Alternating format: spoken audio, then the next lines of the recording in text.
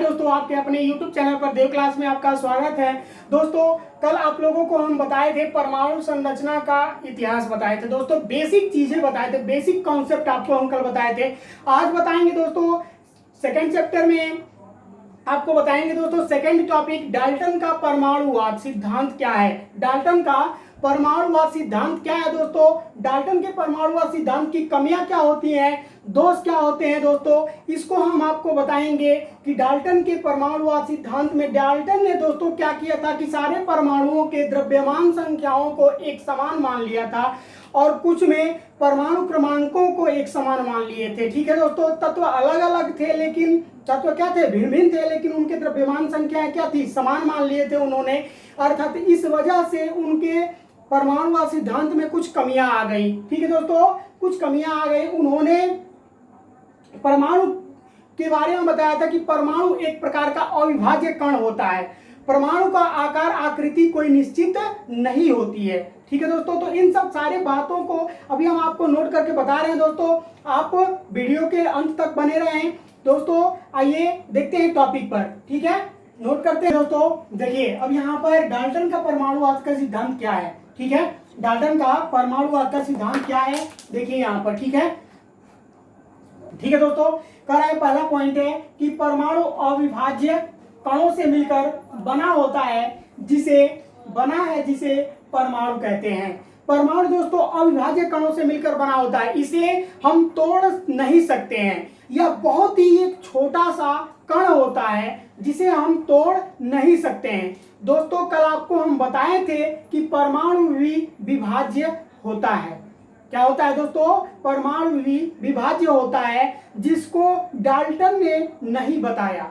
क्या बताए थे दोस्तों, कौन कौन बताए थे, तो जे थॉमसन और रदरफोर्ड और जेम्स चैडविक, इन तीनों वैज्ञानिकों ने बताया था कि परमाणु भी विभाज्य कण है। उनसे भी छोटे छोटे कण इलेक्ट्रॉन, प्रोटॉन और न्यूट्रॉन होते हैं। ठीक है दोस्तों, तो उन्होंने डाल्टन ने केवल यही बताया था कि ये अविभाज्य कण है। ठीक है, दूसरा पॉइंट बताते हैं दोस्तों, कह रहा है कि किसी रासायनिक अभिक्रिया में भाग लेने वाले सबसे छोटी इकाई किसकी होती है, तो परमाणु की होती है। अगर हम कोई भी रासायनिक अभिक्रिया कराते हैं दोस्तों, तो किसी तत्व को लेते हैं, यदि हम हाइड्रोजन ले लेते हैं और हाइड्रोजन की क्रिया ऑक्सीजन से कराते हैं दोस्तों, तो क्या बनता है, H2O का निर्माण होता है। आई बात समझ में। अब यहाँ पर हम 2 कर देते हैं दोस्तों, तो ये छोटी इकाई क्या होती है, यह एक प्रकार की छोटी इकाई होती है जो आपस में क्रिया करके क्या करती है,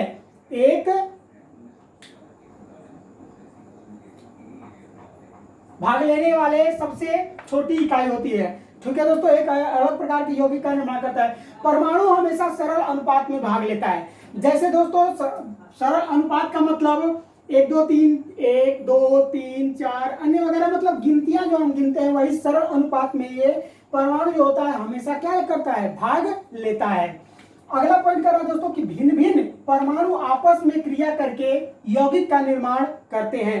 अभी दोस्तों आपको हम बताए हैं, जैसे मान लिया जाए सोडियम है और इसकी क्रिया हम जब क्लोरीन से कराते हैं तो सोडियम क्लोराइड का निर्माण करता है। तो यहाँ पर दोनों क्या है, अलग अलग तत्व हैं। क्या है दोस्तों, अलग अलग तत्व हैं, और यह जब दोनों आपस में मिलते हैं तो एक प्रकार के यौगिक का निर्माण कर देते हैं। ठीक है दोस्तों, उसके बाद आपको हम बताते हैं दोस्तों, अगला पॉइंट कर रहा है कि भिन्न परमाणुओं का द्रव्यमान और रासायनिक गुणधर्म समान होते हैं।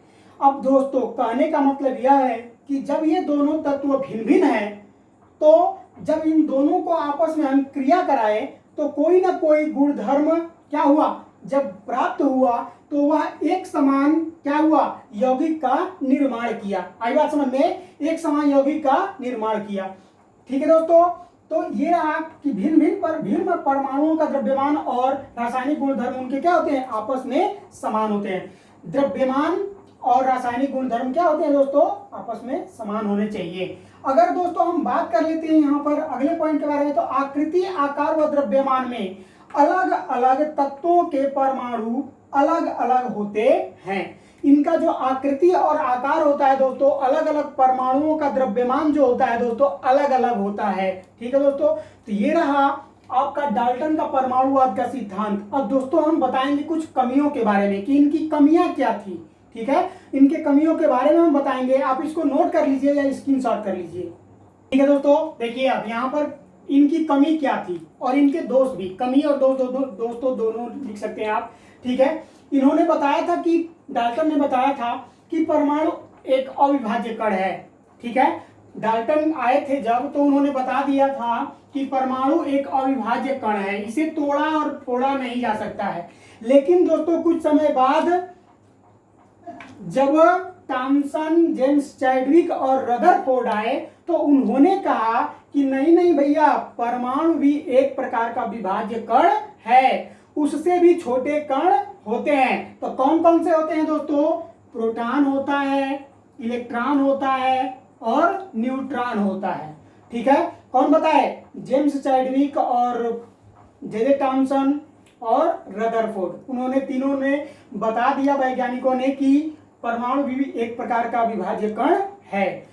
ठीक है दोस्तों, समझ में आया? दूसरा पॉइंट देखिए, कह रहा है कि जॉन डाल्टन ने बताया था कि एक ही तत्व के परमाणु द्रव्यमान समान होता है, परंतु समस्थानिकों में ऐसा नहीं होता है। समस्थानिकों में ऐसा नहीं होता है। जैसे दोस्तों बता दें आपको, इनका कहने का मतलब यह था कि जैसे हम मान लेते हैं कार्बन परिवार को ले लेते हैं। ठीक है ना, कार्बन के 3 समस्थानिक होते हैं, C612, C613 और C614। ठीक है दोस्तों, तो यहां पर देखिए पर उनका बता दिए थे कि परमाणु द्रव्यमान समान होते हैं, लेकिन यहाँ पर परमाणु द्रव्यमान कहाँ समान है भैया? परमाणु द्रव्यमान समान है इनके? परमाणु क्रमांक समान होते हैं। जिनके परमाणु क्रमांक समान होते हैं वही समस्थानिक कहलाते हैं। ठीक है, इनके अंदर ये भी कमी पाई गई। आई बात समझ में दोस्तों? यहाँ पर क्रमांक अगर कर दिए होते तो सही हो गया होता, लेकिन इन्होंने भार के बारे में बताया, इसलिए यह गलत हो गया। ठीक है, उसके बाद तीसरा पॉइंट उन्होंने बताया था कि विभिन्न तत्वों के परमाणु का द्रव्यमान भिन्न होता है, परंतु समभारिक में ऐसा नहीं होता है। ठीक है दोस्तों, इन्होंने यह भी पॉइंट गलत ही बताया था। उन्होंने यह भी बताया था दोस्तों, जैसे आर्गन है आपका, आर्गन का कितना होता है दोस्तों? तो 18, 40। उसके बाद दोस्तों पोटेशियम का 19, 40 और दोस्तों क्या होता है? 20 कैल्शियम का और 40 होता है। अब दोस्तों यहाँ पर उन्होंने बताए होते कि परमाणु क्रमांक जो होता है वो भिन्न भिन्न तथा परमाणु भार समान होता है, लेकिन उन्होंने उल्टा ही बता दिया। उनका काम ही उल्टा था वहां पर। ठीक है, और जैसे ही उनके मन में विचार आया तुरंत उन्होंने लिख दिया, अर्थात यही उनकी कमी थी। ठीक है दोस्तों, वो सोचे नहीं थे इसके बारे में, जिनके कारण क्या हुआ? वह परमाणु मॉडल गलत हो गया। बात समझ में? परमाणु मॉडल में कुछ कमी भी उत्पन्न हो गई। इसको किस सन में दिए थे दोस्तों? तो 1808 ईस्वी में इन्होंने क्या किया था? परमाणु के बारे में बताया था। ठीक है दोस्तों, तो ये रहा आपका गुणधर्म। ठीक है दोस्तों, अगले वीडियो में आप लोगों को हम बताएंगे कि अगले वीडियो में तो देखिए उन्होंने एक और पॉइंट दिया था। उन्होंने बताया था दोस्तों कि हीरा, ग्रेफाइट, चारकोल ये तीनों एक ही कार्बन के अपरूप हैं, परंतु इनके गुणों में बहुत ज्यादा अंतर है, जिसे डाल्टन समझाने में असफल हो गए थे। उन्होंने यही बताया था दोस्तों कि इनमें कोई फर्क नहीं होता है, यह एक कार्बन के ही अपरूप होते हैं तीनों, जिनमें कोई अंतर नहीं होता है। इसको भी समझाने में वो क्या हुए थे? असफल हो गए थे दोस्तों। तो ये रहा आज का आपका टॉपिक दोस्तों। अगर ये वीडियो आप लोगों को पसंद आया हो तो इस वीडियो को लाइक करें दोस्तों। आप अगर हमारे कमेंट बॉक्स में कमेंट करेंगे तो हमें समझ में आएगा दोस्तों कि कहाँ गलत हो रहा है, कहाँ सही हो रहा है, उसको हम सुधार करेंगे दोस्तों, और आगे इंप्रूव करके आपको वीडियो हम लाएंगे दोस्तों आपके लिए। दोस्तों इस वीडियो को अपने दोस्तों में अधिक से अधिक शेयर कीजिए, बहुत मेहनत लगता है दोस्तों। आप इस वीडियो को लाइक करना ना भूलें। धन्यवाद।